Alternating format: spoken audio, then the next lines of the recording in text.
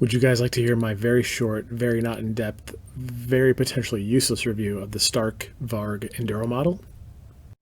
So last weekend I was fortunate enough to take out a Stark Varg Enduro model out for a very quick spin. A friend of a friend joined us on a ride and was kind enough to let me throw a leg over it, so I thought I would give my thoughts on my very brief excursion. So as you can see here, I'm going through some messy-ish single track and taking it very easy because the last thing I want to do is drop this 260-ish pound bike in mud or on rocks. My first impression is that it's weird, really, really weird. Not having a gear shifter would take me a little time to get used to, but I know for a fact that I would love to never shift gears ever again.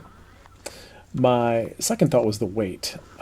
It doesn't feel 30 pounds heavier than a standard enduro bike until you have to switch directions quickly or lean the bike over at slow speeds, like around trees or other obstacles. I don't want to know how rough it would be to pick it up, mostly because I am wildly out of shape.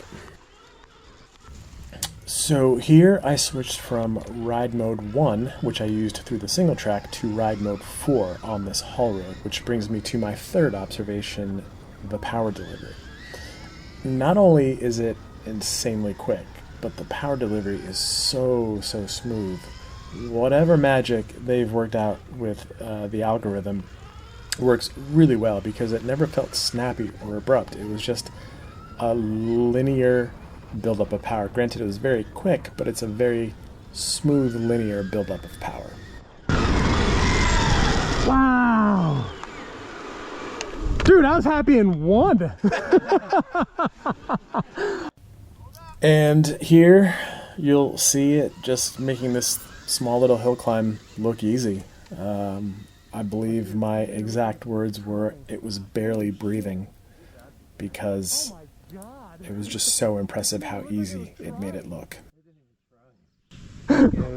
Wow! Like the freaking jet. If I recall correctly, he said he had between 30 and 40% battery left, and we rode for 3 to 3.5 hours. Now granted, we did stop a lot on that ride, took a lot of breaks, had some technical issues we had to sort out, but on average, for how long I generally tend to ride in a day, that's great. So in conclusion, I only have 2 complaints about the Stark Varg Enduro model. One is the weight, and 2 is potentially needing some sort of clutch. And I say potentially because the power delivery is so smooth that it might just be good enough through the more technical sections. I didn't get a chance to experiment with it.